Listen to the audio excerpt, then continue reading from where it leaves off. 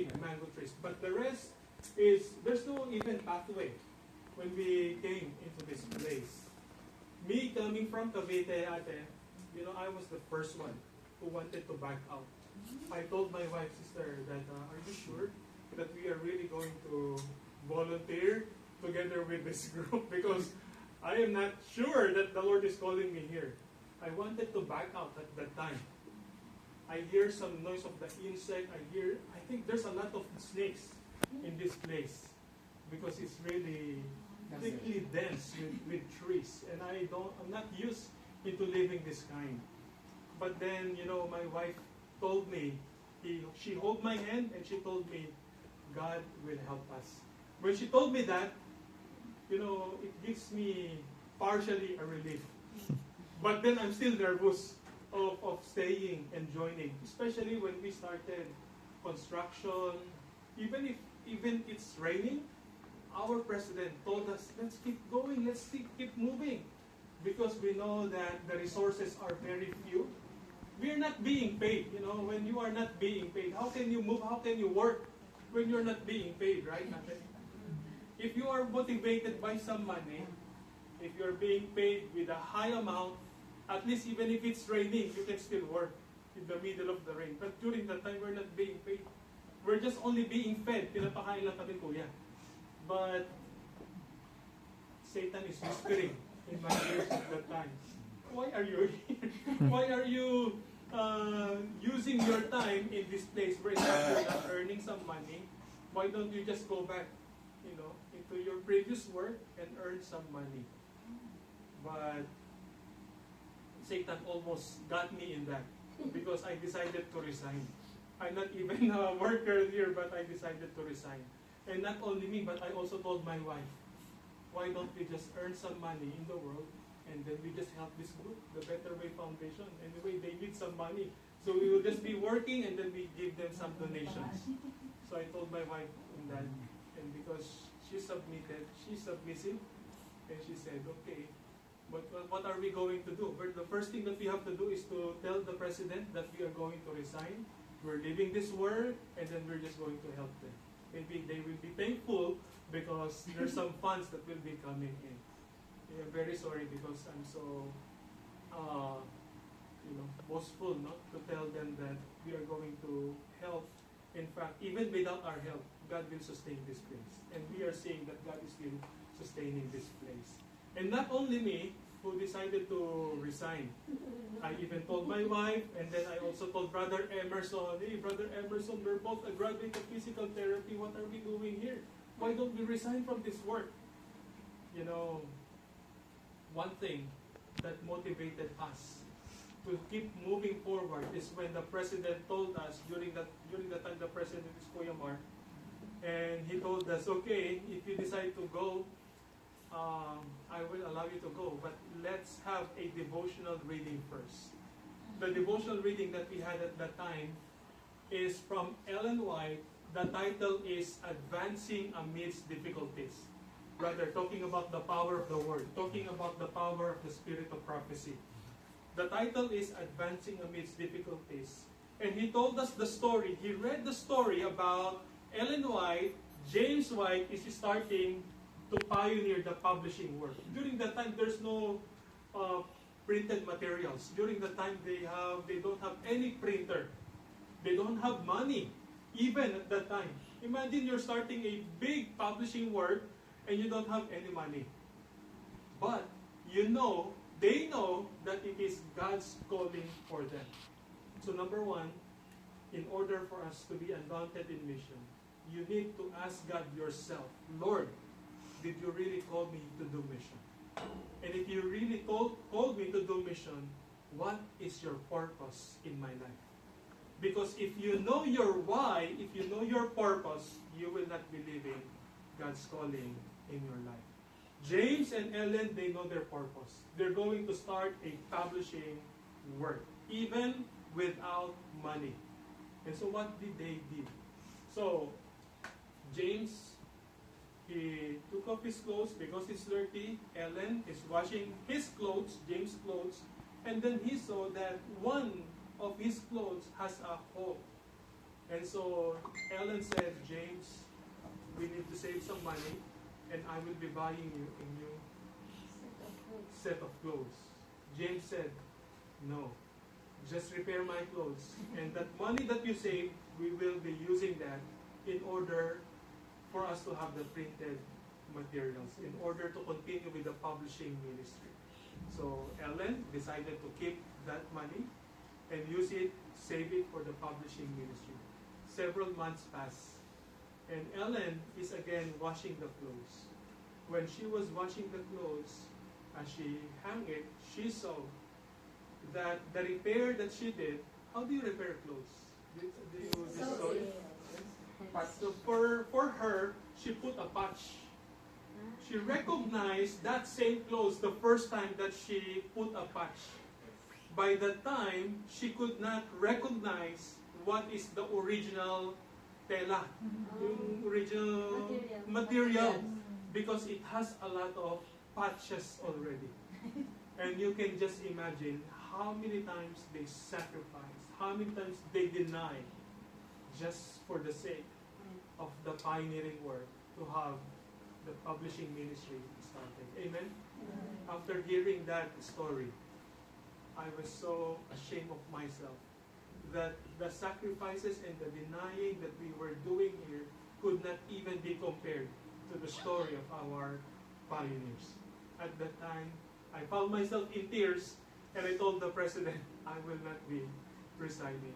I asked apology to Brother Emerson. I'm sorry, Brother Emerson, if I have diverted your mind in doing missions, but we decided to continue with the work. Amen? We have to know if God is calling us into this work. We have to look for provisions if God is calling us to do this work. Now let's go to the story of Nehemiah. We know the story of Nehemiah, some portions of that, because I can see as we study this book of Nehemiah, the mission that God gave Nehemiah is a mission that would not stop. Would you like that kind of mission? A mission that would not stop, even though there will be a lot of hindrances, Tita Brenda. Even though there will be no resources, Tita Brenda, it still will go forward. Even though if you do not have a lot of people with you, it will still move forward. Do you know that human resources are scarce when you do mission? There's a scarcity when in doing missions, when it comes to human resources. Why? Why are we lacking in human resources when we do mission? Where in fact we are growing in numbers, right? Seventh-day Adventists has been baptizing. Every time there will be crusade, there will be baptism. And how come we're still lacking in human resources? So, human resources can be a factor in doing missions because there's only few facilities and money and even place, right? If you're trying to develop a place, that will be a struggle for you if you are envisioning to have a ministry. But I would like to read to you, and I kept it here on my little pocket notebook, about a certain individual. His name is Elder Frazee. Elder Frazee is the founder of Wildwood. When I read his book, I found out this important quotation, and I made it to a point that I will be writing it down here.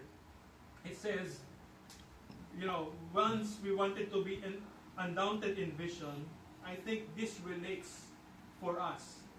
He told us that think of a vision that leads to a burden. Think of a vision.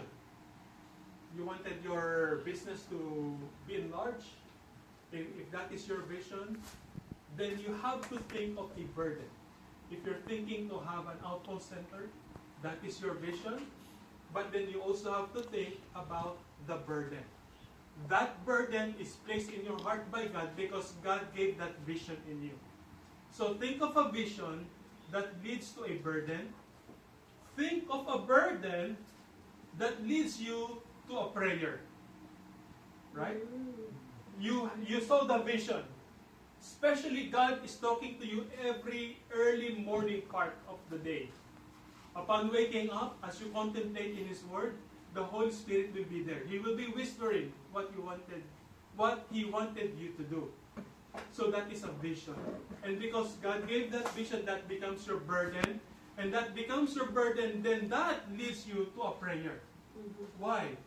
Because when you have that vision, it does not automatically mean that by tomorrow you already have that project in your hand. It will take some time. So for you to be arriving on that vision, the burden has to be in your heart.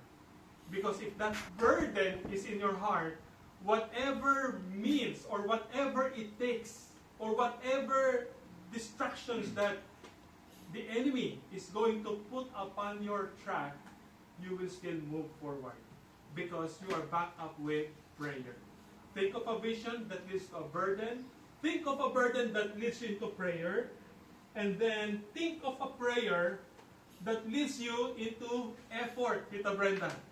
We couldn't just have to kneel down all the time expecting God. Of course, God can supply, but we also have to give an effort into that vision. You have to act. We need to act on it, right? And then think of an effort that leads to the word sacrifice. In doing missions for God, my dear friends, there will always be sacrifices. Amen? Mm-hmm. If you wanted to be undaunted in mission, you have to familiarize yourself with sacrifices. Amen. Those sacrifices means sometimes spending your money for your children or for yourself just for your vision to happen. Those sacrifices may be lack of sleep because you wanted to do some overtime in your project. There will be sacrifices. But as you think of the sacrifices, think also of a miracle that comes from God. Amen? Amen.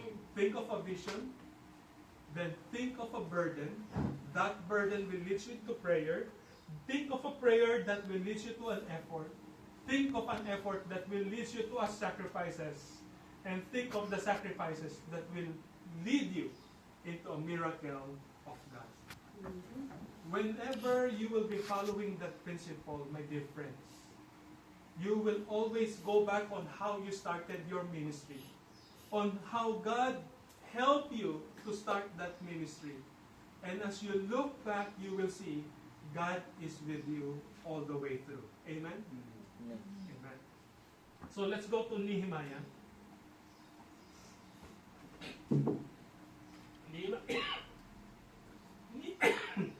Nehemiah, a mission that will not stop. Nehemiah chapter 4 verse 6. Nehemiah chapter 4 verse 6. So you go to 1 Chronicles, 2 Chronicles, Ezra, and then Nehemiah chapter 4 verse 6. This is what the Bible said. Nehemiah chapter 4 verse 6. So built we the wall, and all the wall was joined together unto the half thereof, for the people had a mind to work. We saw on that phrase, on that verse that we read, the wall was built.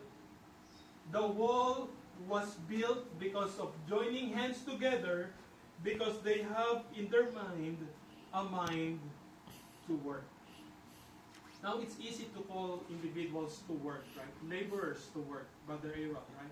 You're establishing an outpost center. You wanted to call people, hey, we need some help here. We're building a structure. We need somebody to work here. And you know what will be the answer of the people? How much are you going to pay us? Right? That's normal, right? That's normal. How much are you going to pay us if we are going to help you build the structure? And what will be your answer? 500 a day. Huh? 500 a day. 500 a day. If you have 500 a day, well, how many workers can you get? Well, as many as the budget can accommodate, right? So far in San Pascual where we are, whenever we call for bayanihan, they all come. We just feed them. Amen. Amen. Ang bayanihan. Bayanihan is once a week, right? Once a week. Yeah, sometimes twice if Twice a we week. have a program there. Mhm. But if you wanted a full-time bayanihan, it's difficult, right? Yeah, because they need to work too for themselves. family, Yeah, they yes. have families. So we don't want to get all their time, especially if we don't give anything. Mhm. Yeah, so we saw that in building for God, it will have some sacrifices and it will take some effort. Here we saw that the wall was built because all the people had their mind in doing the work. Now, when Nehemiah was given this kind of work, we know that this work was granted because of a prayer. Turn your Bibles with me in the book of Nehemiah chapter 1 verse 4. By the way, what is the work of Nehemiah? He's not a priest, right? He's not a king. He's not a prophet. Cupbearer. He's a Cupbearer. cupbearer. He's a cupbearer. So turn your Bibles with me. In Nehemiah chapter 1, verse 4. It says here, and it came to pass, when I heard these words, that I sat down and wept, and mourned certain days, and fasted, and prayed before the God of heaven. What were the words that Nehemiah heard? It's about the walls of Jericho. Jerusalem, sorry. It's the wall of Jerusalem that has been broken down. And then it is very important for Nehemiah, that wall, and so he wanted to build the wall. But he knows that he is just a cupbearer. He doesn't have the resources, he doesn't have the people to do building the wall. But what he did is very important in our days. He fasted, he mourned, and he prayed before the God of heaven. In the book Prophets and Kings, I saw a quotation that is worthy of for us to follow as missionaries in the end times. According to Ellen White in Prophets and Kings, page 633, the patriotism and energy displayed by Nehemiah and his associates are worthy of imitation by Christians today. The patriotism and energy displayed. Also from the book With God at Dawn, May 16, it says, to pray as Nehemiah prayed in his hour of need is a resource at the command of the Christian under circumstances when other forms of prayer may be impossible. So, the type of prayer that he had encouraged him to have a stronger faith and to have a stronger courage. That's the kind of prayer that Nehemiah did. Because he knows that the project that he will be doing is large, it's huge. And he could not do it by himself. He needs an extra power. He needs a miracle coming from God. And because of that, he did fasting. He prayerfully considered spending time, moments with God to ask if this is the will of Him. So number 2 principle in doing missions, to be undaunted in doing the missions, is we need to ask His will for us. Purpose and His will and His calling for us. So he asked God about His will. And sure enough, he found out that it is His will. That's why Nehemiah was unshaken. Nehemiah was also unmoved by any compromises when he started doing the walls of God. So, this mission of Nehemiah is a mission born in prayer. Now, can you see from this verse in Nehemiah chapter 1 verse 4, even before he started building, even before him lifting a stone, during the time, in our time kasi, we use hollow blocks, right? To make walls, to make, walls, building. But for the time, they need the stone. But even before he lifted the stone, Nehemiah is on his knees praying. So an example for us is written by Ellen White, Prophets and Kings, page 633. It says, Nehemiah did not depend upon uncertain hopes and expectations. The man of God made God his dependence. The man of God made God his dependence. If you wanted to be men and women of God, you wanted that we will be totally dependent upon Him. Totally dependent upon Him. I'd like to tell you a story. Way back in Palawan. Melba, you have been there, right, Melba? Sa Palawan? Who among you? Jeffries. Jeffries saw our place. Just a small property, 5 hectares property. When the Lord moves us there, 2020, it was really unexpected. Because, March 2020 is when the national lockdown happened, right? Tita Brenda? Yes. National lockdown. Yeah, 2020, that's March. February, one of our friends, they were couples, they do not have any children. They are from Silang, Cavite. They found out that we had a property in Palawan, but our property that God gave us is in the mountain. And they said, we wanted to buy property also in Palawan. And so God gave them property, 5 hectares, which is accessible to vehicle. They purchased the property by February. By the month of March, after just barely 1 month, there is already a lockdown. So they do not know what are they going to do with the property.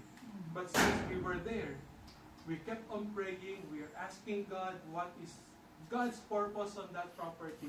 And eventually, God decided that 5 hectares that they purchased will be donated to be a training school, to be an organic agriculture, kuya, and to have a home-like sanitarium.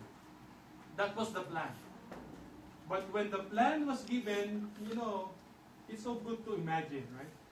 We always dream of having some facilities, like you have a training school, you have dormitories. It's so good. You can just picture out, this place will be rising the sanitarium, this place will be rising a production area. It's so good to imagine at a certain place. But when you have come to the realization, the reality that you don't have the money, what will you do? Will you still continue?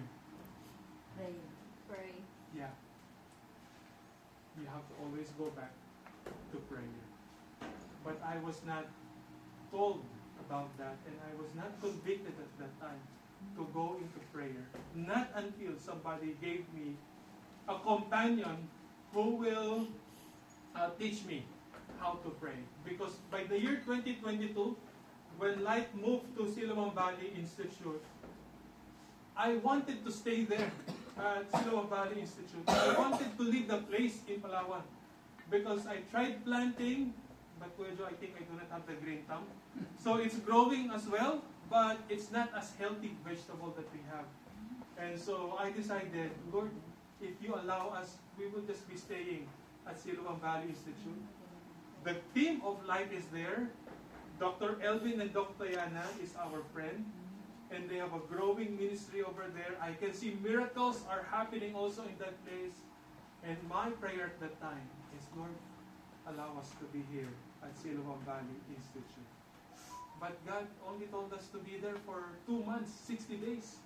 And I was pleading to God, Lord, please, do not allow us to go back to Palawan. Just allow us to be here.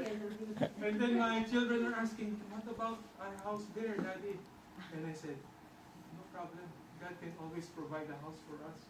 The important thing is we just have to be here at Siloam Valley Institute. So I was praying because time is coming down to an end. We are about on the 60th day. And I said, Lord, I couldn't see your word for us to stay here at Siloam Valley. But I know that you can still speak even on the last day. Grant to us that we will be staying here at Siloam Valley Institute. That's your wish. We are already at the PAMAS base in Mountain View College. The airplane is getting ready, and we will be riding that small airplane going to Palawan. So, Lord, do you have any word for us to stay here in Mindanao? And we were at the airplane, still praying, Lord, do not bring us to Palawan. But then God brought us back to Palawan. Amen? And to tell you honestly, I'm so sad. I'm so sad. I'm so disappointed. Lord, why did you brought us back here? You know, the soil that we have there, it's not healthy In Palawan. in Palawan. And that's why the reason why I'm so discouraged to plant, because we have Carabao, but I don't know how to plow. And at that time, I said, Lord, why did you brought us back here? But I forgot about my purpose. I forgot to know about my calling. That's why I'm questioning that. If you don't know your purpose, if you do not know about your calling, you will be questioning God. I kept on questioning God about that. And even I came to a point that I do not want to move anymore. With the vision that I have of having a training school, of having an organic garden, I was so disappointed at the time. Until there's one person who sent me a message and he told me, Kuya, God is calling me to go there in Palawan. Really? What are you going to do here? Well, Kuya, God told me that I will be doing organic farming. Are you sure? I asked him. Yes, Kuya, I'm sure. I'm going to read to you the Bible verse that I have read this morning. So when I saw the evidence, my evidence would always be the Bible. If the evidence is coming from the Word of God, you will not be mistaken. So he gave me the Word of God, and then I asked him, well, I don't have any money to send you for your fare. And he told me, Kuya, don't forget that if it is His will, God will give the provision. So God gave the provision, he has the money, and so he went to Palawan. And he asked me, Kuya, how come you're not doing farming here in Palawan? I said, look at the soil, it's not healthy. And he said, what do you mean it's not healthy? He grabbed a handful of soil, and he said, this kind of soil, Kuya, this is the sandy loamy soil. This is the very healthy soil needed for your plants. Are you sure? Some of the people told me this is not healthy. And here you come and then you said this is healthy soil. And so, I don't know if he's telling the truth. But for me to know if that soil is really healthy, I wanted to make sure. And so I said, why don't you start planting? Okay, Kuya, give me the seeds and I will start planting. After 2 months, I saw the string beans. It's already flowering and we have some small pieces already. After 3 days, we started harvesting string beans. And he told me, Kuya, I know the first harvest goes to the Lord, right? Yes? Okay. First harvest for the Lord. But the second harvest, we will not be eating that, Kuya. We are going to share your string beans to the person who told you that the soil is not healthy. And if they ask you, where did this come from? Tell them, it comes from the soil that you said it's not healthy. So it is a proof that God blesses the farm. And so from that time on, that person also is the same person who told me, Kuya, we have to be on our knees. We have to be prayerful. If you wanted your vision to make happen, we have to be prayerful. So what we did, 4 o'clock in the morning. 4 o'clock in the morning, you still wanted to sleep at that time, right, Brother Aaron? Yeah. It's the best time to sleep. 4 o'clock in the morning. But Mark chapter 1:35 says, Jesus Christ goes to the wilderness to pray to his Father. And then he received the fresh baptism of the Holy Spirit. 4 o'clock in the morning, we're on our knees. At the very first part of that prayer time, sometimes you feel lazy, no? You know, to go. But it's an appointment with God. And I remember that appointment, still, up to now, is our appointment with God. I remember a quotation, it says, when you pray regularly to God, irregular things will happen on a regular basis. And that irregular things, you know what are those? Those are miracles. And we've been receiving miracles after miracles after miracles because of prayer. So we are following the concept of Nehemiah. When God gave him that vision, when God gave him that burden, it leads to a prayer life into the life of Nehemiah. So remember, for us to be undaunted missionaries, we have to have a mission that is born in prayer. Next, undaunted mission is not born in ambition. Ambition is different from a vision. An undaunted mission is not born in ambition, but it is born because of intercession. Prayer aligned Nehemiah's heart with God's purpose. When God burdens a heart, He is preparing a servant. When God gave you a burden in your heart, perhaps hygienic restaurant, Mr. Jeffries, if God is giving you the burden to start a hygienic restaurant, He is preparing you to be His servant. You know what a servant is? How many of you want to be a servant? You want to be a servant? Be careful when you raise your hand. Because when you raise your hands to be a servant, be careful. You know why? Because God will call you to a lot of things. Hey, Brother Aaron, can you do this construction work for me? I said, okay, I'm God's servant. I will be doing it for you, oh my God. After doing construction, Brother Aaron, can you preach for me in one of this church? Okay, God, I'm your servant. I will be following you. I can be a preacher. Okay, Brother Aaron, can you do help expo in this place? So you have to learn a lot of things because we are God's servant. Amen? So, when God burdens a heart, He is preparing us to be His servant.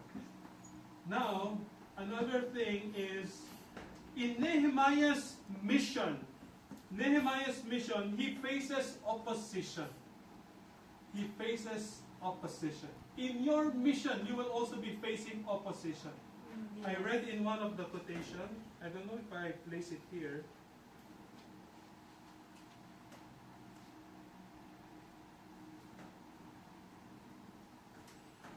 Here it is. With God at dawn, page 319. The way, in doing mission, the way will sometimes be so barred by obstacles. What will bar your mission? Obstacles.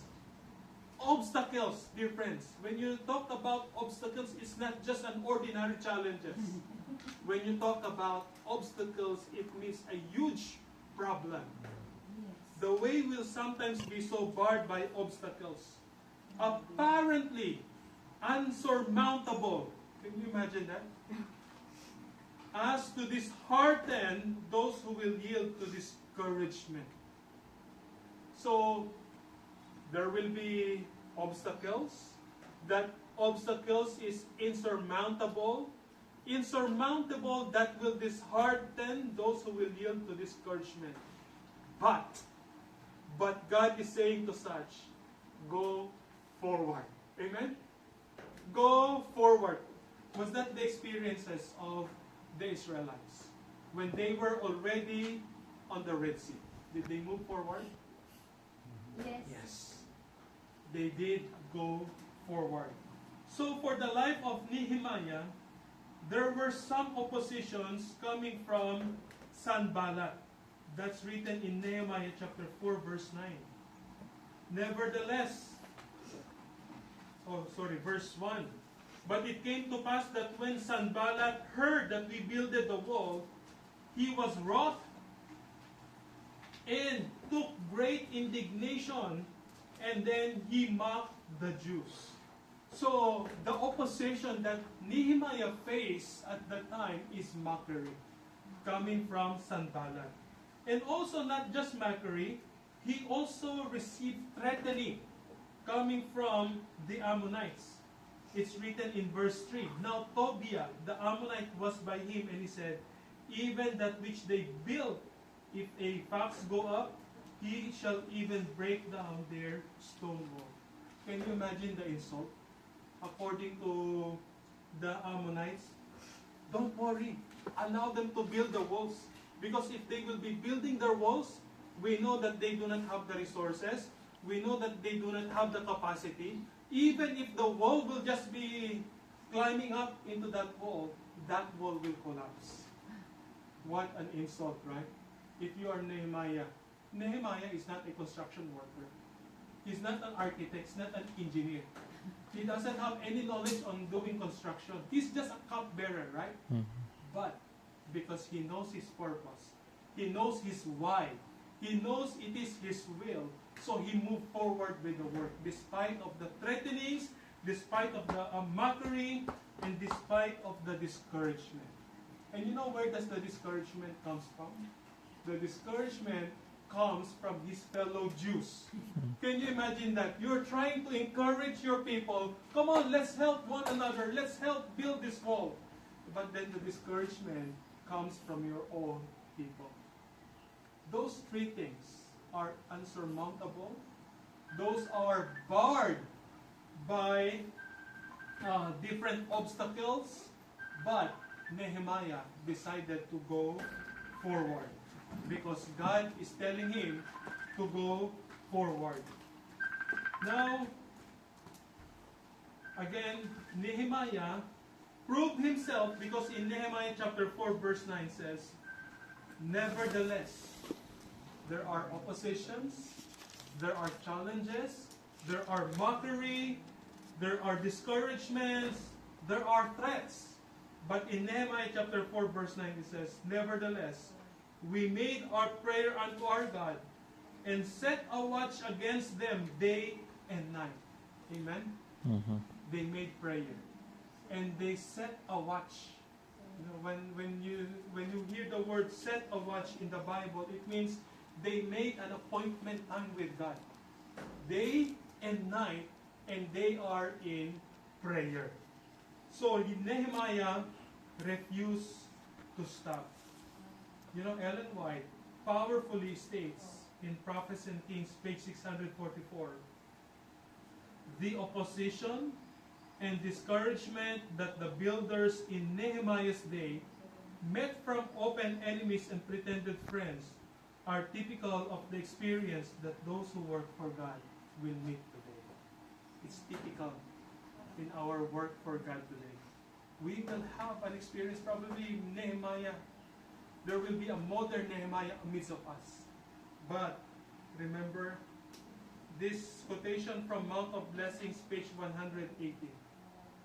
One-liner quotation, it says, Christ will never abandon the soul. Amen? Christ will never abandon the soul for whom He has died. Did Christ die for you? Yes. Did Christ give you a mission? Yeah. If you know that God gave you a mission, remember, God will never abandon you. Nehemiah, he prayed and he worked. He trusted God and still he remained vigilant. Okay.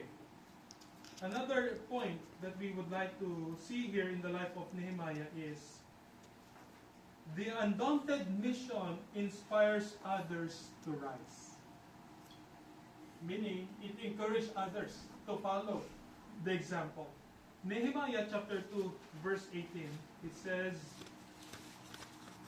Then I told them of the hand of my God which good upon me, as also the king's word that he had spoken unto me, and they said, Let us rise up and build. So they strengthened their hands for this good work. So he was able to encourage other fellow Jew to build the wall. Prophets and Kings, page 646, by his personal example of unselfish devotion to the work, Nehemiah inspired his people with the same spirit. What is the spirit of Nehemiah? Unselfish devotion to the work. The people saw how Nehemiah loved the work.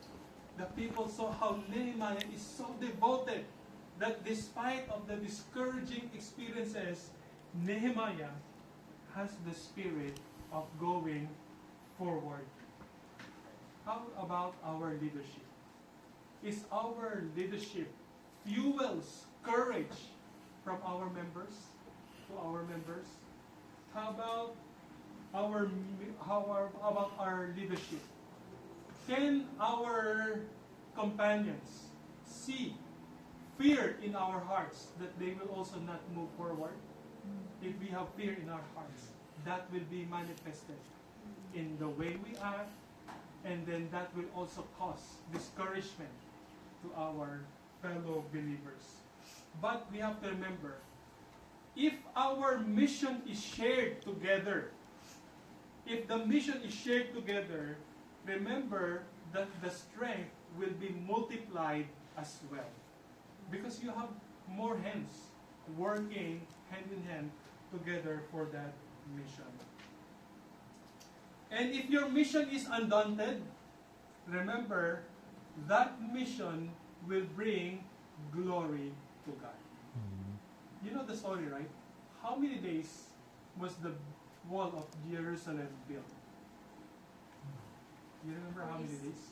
46 days? Years, 40, 46 days? 46, almost 50 years. Years? Yeah. Okay, let's look at the Bible. Nehemiah chapter 6, verse 16. Remember what is Nehemiah doing while building? They were praying, right? They were setting a time of prayer, and at the same time, while they are holding the construction tools, on the other hand is what? A sword. Because if there are some oppositions that will be coming, they're ready for battle. But also they are doing construction. And take note,